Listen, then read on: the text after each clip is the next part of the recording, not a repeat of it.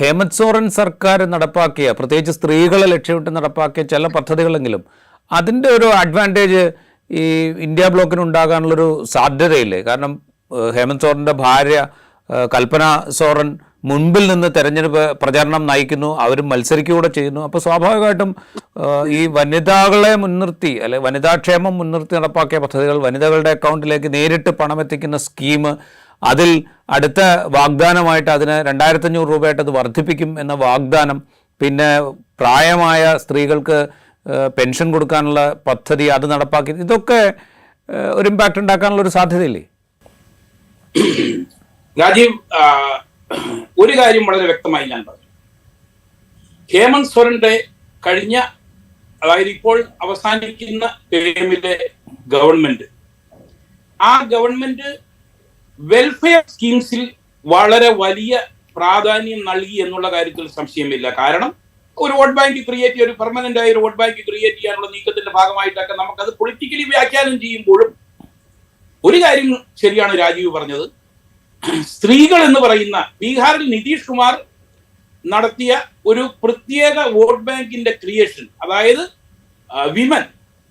വനിതകളെ സ്വന്തമായ ഒരു വോട്ട് ബാങ്ക് ആക്കി മാറ്റാനുള്ള നീക്കത്തിന്റെ ഭാഗമായി നടത്തിയ ഈ ഒരു സ്കീമുകൾ, അതിനെ ഖണ്ഡിക്കുവാനാണ് BJP ഗോഗോ ദീദി എന്ന് പറയുന്ന അവരുടെ ഒരു സ്കീമുമായി എത്തിയതും അവർ 2100 രൂപ വരെ വനിതകൾക്കായി കൊടുക്കുമെന്ന ഒരു വാഗ്ദാനം നടത്തിയപ്പോഴാണ് അതിനെ വെല്ലുവാൻ വേണ്ടി ക്യാബിനറ്റിനെ കൊണ്ട് പെട്ടെന്ന് തന്നെ 2500 രൂപ ഡിസംബർ മാസം മുതൽ ഇപ്പോൾ 1000 രൂപ കൊടുത്തുകൊണ്ടിരിക്കുന്നത് 2500 ആക്കി ഉയർത്തുമെന്ന് ഹേമന്ത് സോറന്റെ സർക്കാർ പ്രഖ്യാപിച്ചത്. ഈ രണ്ട് മുന്നണികളും നടത്തിക്കൊണ്ടിരിക്കുന്ന ഈ ഒരു മത്സരം, ഇതൊരു ലേലം വിളി പോലെയാണ് ഇപ്പോൾ നിലവിൽ നടന്നുകൊണ്ടിരിക്കുന്നത്. അപ്പോഴും ഒരു കാര്യം വളരെ കൃത്യമാണ്, ഇങ്ങനെയുള്ള സ്കീമുകൾ വനിതകളെ ആകർഷിക്കുന്നു എന്നതിന് സംശയമില്ല. പക്ഷേ ഈ സ്കീമുകളെ ഒക്കെ, ഈ പറയുന്ന അനൗൺസ്മെന്റുകളെ, പ്രഖ്യാപനങ്ങളെയും ഒക്കെ അതിജീവിക്കുന്ന രീതിയിലുള്ള മറ്റ് നീക്കങ്ങൾ BJPയുടെ ഭാഗത്തു നിന്ന് ഉണ്ടാകുന്നുണ്ട്. ഹേമന്ത് സോറന്റെ ഭാര്യ കൽപ്പന സോറൻ ഗാണ്ഡെ എന്ന് പറയുന്ന മണ്ഡലത്തിൽ നിന്ന് മത്സരിച്ച് ഒരു ഉപതെരഞ്ഞെടുപ്പിൽ ജയിച്ച ശേഷം JMMന്റെ നേതൃത്വത്തിലേക്ക് വന്ന ഹേമന്ത് സോറന്റെ ഭാര്യയും BJP വനിതകളെ, പ്രത്യേകിച്ച് ആദിവാസികളെയും വനിതകളെയും മുൻപിൽ നുണ പറയുന്നു എന്ന് ആവർത്തിച്ച് പ്രഖ്യാപിച്ചുകൊണ്ടാണ് അവർ മുന്നേറുന്നത്. അപ്പോഴും ഞാൻ നേരത്തെ പറഞ്ഞ നുഴഞ്ഞുകയറ്റക്കാർ കാരണം ആദിവാസികളുടെ സംസ്കാരവും അവർ പറയുന്ന ഒരു മുദ്രാവാക്യമുണ്ട് BJP പറയുന്നത്, ബേട്ടി മാട്ടി റോട്ടി കാ രക്ഷ. അതായത് ആദിവാസി പെൺകുട്ടികളെ രക്ഷിക്കുക, ആദിവാസികളുടെ ലാൻഡ് രക്ഷിക്കുക, ആദിവാസികളുടെ അവർക്കുള്ള ആഹാരം എപ്പോഴും സുനിശ്ചിതമാക്കുക. ഇങ്ങനെ ഒരു മുദ്രാവാക്യമാണ് BJP ഇപ്പോൾ ഇവിടെ പയറ്റിക്കൊണ്ടിരിക്കുന്നത്. എന്നാൽ ഇതിലും അപ്പുറമായിട്ട് ഹേമന്ത് സോറനെ ജയിലിൽ വിട്ടത് ഒരു വലിയ അബദ്ധമായി പോയി എന്ന് കൃത്യമായി BJP ഇന്ന് മനസ്സിലാക്കുന്നുണ്ടുള്ള കാര്യത്തിൽ എനിക്ക് സംശയമില്ല. കാരണം ഹേമന്ത് സോറൻ ഒരു ആദിവാസി മുഖ്യമന്ത്രിയെ ജയിലിൽ അയച്ചതോടുകൂടി ആദിവാസികൾ എന്ന് പറയുന്നവർ, ഒരു കാര്യം രാജീവ്, എൻ്റെ ഒരു അനുഭവം ഇവിടെ ഉള്ളത് ഞാൻ പറയാം. ഞാൻ ഈ മേഖലയിൽ ജോലി ചെയ്തിരുന്ന 12-15 വർഷത്തോളം ആദിവാസികൾക്കിടയിൽ, ചോട്ടാനാഗ്പൂരിലെ ആദിവാസികളും സിംഗ്ഭൂമിലെ ആദിവാസികളും സന്താൾ പർഗാനയിലെ ആദിവാസികളും അവരുടെ ഐഡന്റിറ്റി എന്ന് പറയുന്നത് ആദിവാസി എന്നതിലും അപ്പുറം, നമ്മൾ ഹിന്ദുക്കൾക്കിടയിൽ കാണും പോലെ UPയിലാണെങ്കിലും ബീഹാറിലാണെങ്കിലും, UPയിലെയും ബീഹാറിലെ ഹിന്ദുക്കൾക്കും അപ്പുറം അവരുടെ ജാതികളാണ്, അതാണ് അവരുടെ ഐഡന്റിറ്റി. എന്നാൽ ആദിവാസികൾക്കിടയിൽ നമ്മൾ കണ്ടുകൊണ്ടിരുന്നത് അവരുടെ ഗോത്രങ്ങളാണ് അവരുടെ ഐഡന്റിറ്റി. കഴിഞ്ഞ 4 വർഷത്തെ ഹേമന്ത് സോറന്റെ ഭരണം കൊണ്ട് ഒരു കാര്യം വളരെ വ്യക്തമാണ്. ഈ പല ഗോത്രങ്ങളായി മാറി നിന്നിരുന്ന, വിഭജിക്കപ്പെട്ടു നിന്നിരുന്ന ആദിവാസി എന്ന ഒരൊറ്റ ഐഡന്റിറ്റിയിലേക്ക് എത്തിയിരിക്കുന്നു. അവരുടെ ഗോത്രത്തിന്റെ ഐഡന്റിറ്റി പുറകിലായിരിക്കുന്നു. ഈ ഒരൊറ്റ നീക്കത്തോടു കൂടി ഞാൻ ഷിബു സോറൻ ഇവിടെ ഉള്ള ഒരു സമയത്ത്, അതായത് ഷിബു സോറൻ JMMന്റെ നേതൃത്വത്തിലുള്ള കാലത്ത് ജാർഖണ്ഡിൽ 90കളിൽ ഞാൻ തെരഞ്ഞെടുപ്പ് കവർ ചെയ്യാൻ അന്നത്തെ ദക്ഷിണ ബീഹാറിലേക്ക് കടന്നു വരുമ്പോൾ, ഇന്നത്തെ ജാർഖണ്ഡിലേക്ക് കടന്നു വരുമ്പോൾ, ജാർഖണ്ഡ് മുക്തി മോർച്ച എന്ന് പറയുന്നത് ഒരു പാൻ ജാർഖണ്ഡ് പാർട്ടിയെ അല്ലായിരുന്നു. ജാർഖണ്ഡ് മുക്തി മോർച്ചയുടെ മെയിൻ ഫോക്കസ് സന്താൾ പർഗാനയും, എന്നാൽ സിംഗ് ഭൂമിയിലാണെങ്കിലും അതല്ല, നമ്മൾ ചോട്ടനാഗ്പൂരിലേക്ക് ചെല്ലുമ്പോഴും അവിടെ ഷിബു സോറനെയും JMMനെയും അംഗീകരിക്കുന്ന വളരെ വിരളമായ ഒരു ജനം മാത്രമേ ഉള്ളായിരുന്നു. എന്നാൽ ഈ കഴിഞ്ഞ 4 വർഷം കൊണ്ട് ജാർഖണ്ഡിൽ ജാർഖണ്ഡ് മുക്തി മോർച്ചയെ ഒരു പാൻ ജാർഖണ്ഡ് പാർട്ടിയാക്കി മാറ്റാൻ ഹേമന്ത് സോറന് സാധിച്ചു എന്നുള്ള കാര്യത്തിൽ ഒരു സംശയവും വേണ്ട.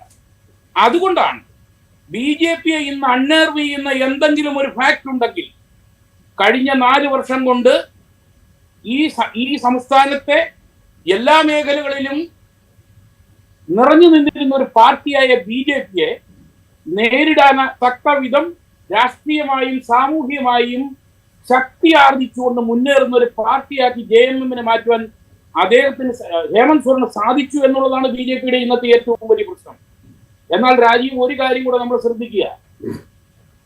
ഈ ആദിവാസികൾക്കിടയിലുള്ള JMMന്റെ ഒരു കൺസോളിഡേഷന്റെ ഏറ്റവും വലിയ ലക്ഷണമായിട്ട് നമ്മൾ കാണുന്നത്, നമ്മളിപ്പോൾ യാത്ര ചെയ്യുമ്പോൾ കാണുന്നത്, ഈ കഴിഞ്ഞ ഒരു 10 വർഷം മുൻപ് ആദിവാസികൾക്കിടയിൽ അവർ സർവൈവലിന്റെ ഫൈറ്റാണ് നടത്തിക്കൊണ്ടിരുന്നത്. ജീവിച്ചിരിക്കാനും നിലനിൽക്കാനുമുള്ള ഒരു ഫൈറ്റ് നടത്തിക്കൊണ്ടിരിക്കുന്ന ഒരു ജനതതി ഇന്ന് ചെയ്തുകൊണ്ടിരിക്കുന്നത് അധികാരം പിടിച്ചെടുക്കാനുള്ള ഒരു യുദ്ധമാണ് അവർ നടത്തുന്നത്. അന്ന് അധികാരം എന്തെന്ന് തിരിച്ചറിയാൻ പാടില്ലായിരുന്ന ഒരു ജനം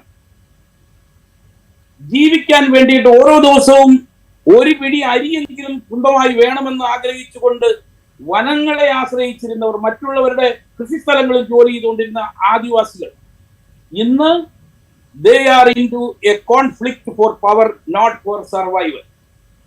അങ്ങനെ ഒരു നേട്ടം ഇന്ന് ആദിവാസികൾക്കിടയിൽ, അങ്ങനെ ഒരു മാറ്റം വരുത്താൻ സാധിച്ചെങ്കിലും അതിൻ്റെയും ക്രെഡിറ്റ് ഞാൻ ഹേമന്ത് സോറനാണ് കൊടുത്തു.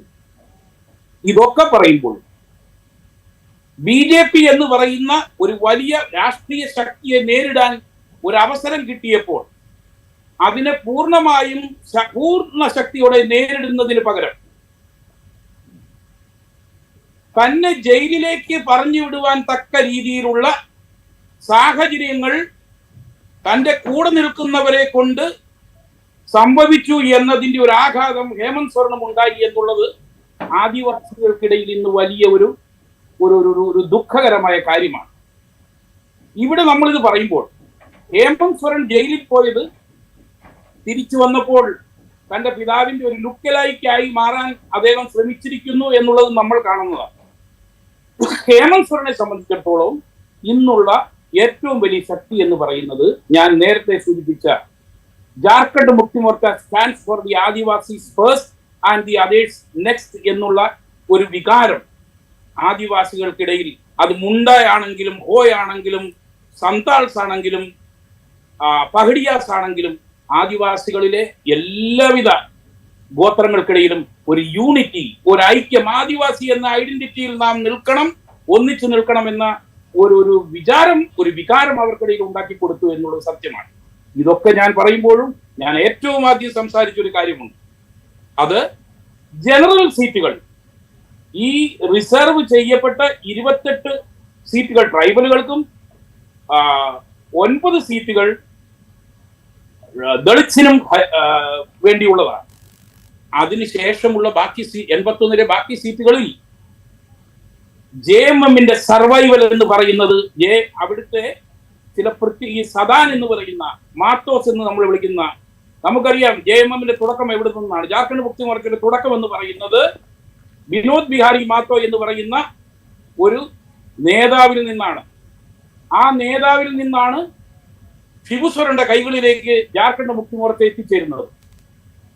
ഷിബു സോറന്റെ കൈകളിലേക്ക് ജാർഖണ്ഡ് മുക്തി മോർച്ച എത്തിച്ചേർന്നു എന്നതുകൊണ്ടാണ് സദാൻസ് അല്ലെങ്കിൽ മൂലവാസികൾ, മാത്തോസ് എന്ന് നമ്മൾ വിളിക്കുന്ന ജാർഖണ്ഡിലെ കുർമികൾ സെപ്പറേറ്റ് ഒരു വിങ് ആയി മാറിയത്.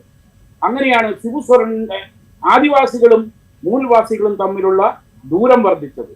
എന്നാൽ ഹേമന്ത് സോറൻ അധികാരത്തിലെത്തുകയും പാർട്ടിയുടെ തലപ്പത്ത് പാർട്ടിയുടെ നിയന്ത്രണം ഏറ്റെടുക്കുകയും ചെയ്ത കാലം മുതൽ ഇങ്ങോട്ട് സമൂലമായ ഒരു മാറ്റം മാത്തോകൾക്കിടയിൽ വരുത്താനും ജാർഖണ്ഡ് മുക്തി മോർച്ചയോട് ചേർന്ന് നിൽക്കാൻ അവരെ പ്രേരിപ്പിക്കാനും അവർക്ക് അംഗീകാരം കൊടുക്കാനും അവർക്ക് പ്രാതിനിധ്യം നൽകാനുമുള്ള ഒരു നീക്കം അദ്ദേഹത്തിന്റെ ഭാഗത്തുണ്ടായി എന്നതുകൊണ്ട് ബി.ജെ.പിയുടെ കോട്ടക്കൊത്തളങ്ങളായ ഹസാരിബാഗ് മുതൽ ധൻബാദ് വരെയുള്ള ഗോമി ആണെങ്കിലും ബേർമു ആണെങ്കിലും ഗിരടി ആണെങ്കിലും ഒക്കെ ഈ സീറ്റുകളിലൊക്കെ 2019 വലിയ മുന്നേറ്റം നടത്താൻ JMM സാധിച്ചത്.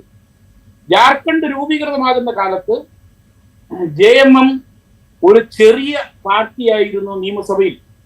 ഏറ്റവും കൂടുതൽ പ്രതിപക്ഷത്തെ ഏറ്റവും വലിയ കക്ഷിയായിരുന്നു. അന്ന് അവർക്കുണ്ടായിരുന്നത് 18 MLA-മാരാണ്. അവിടെ നിന്നിങ്ങോട്ട് 30 MLA-മാരോളം നേടിയെടുക്കാൻ സാധിച്ചെങ്കിൽ അത് ജാർഖണ്ഡ് മുക്തി മോർച്ച എന്ന് പറയുന്ന പാർട്ടിയുടെ തലപ്പത്ത് വന്ന ഒരു തലമുറ മാറ്റത്തിന്റെ ഫലം കൂടിയാണ്. വളരെ കൃത്യമായി പാർട്ടിയെ കൈകാര്യം ചെയ്യാനും പാർട്ടിയിലേക്ക് പുതിയ ആളുകളെയും ജനറൽ കാസ്റ്റുകളെയും കൊണ്ടുവരാനുള്ള ശ്രദ്ധ അദ്ദേഹം കാണിച്ചു, ഹേമന്ത് സോറൻ കാണിച്ചു എന്നുള്ളതിൽ എനിക്ക് സംശയമില്ല.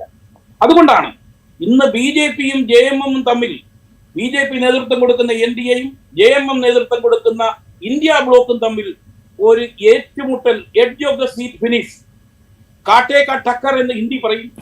അങ്ങനെയുള്ള ഒരു സ്റ്റേജിലേക്ക് ഈ തെരഞ്ഞെടുപ്പിനെ കൊണ്ടുവരാൻ സാധിക്കുന്നെങ്കിൽ അതിന്റെ കാരണം ഇന്ന് ബി.ജെ.പിയെ പോലെ തന്നെ JMM ഒരു പാൻ എക്രോസ്, അതായത് ജാർഖണ്ഡ് മുഴുവനുള്ള ഒരു പാർട്ടിയായി മാറിയിരിക്കുന്നു എന്നതുകൊണ്ടാണ്.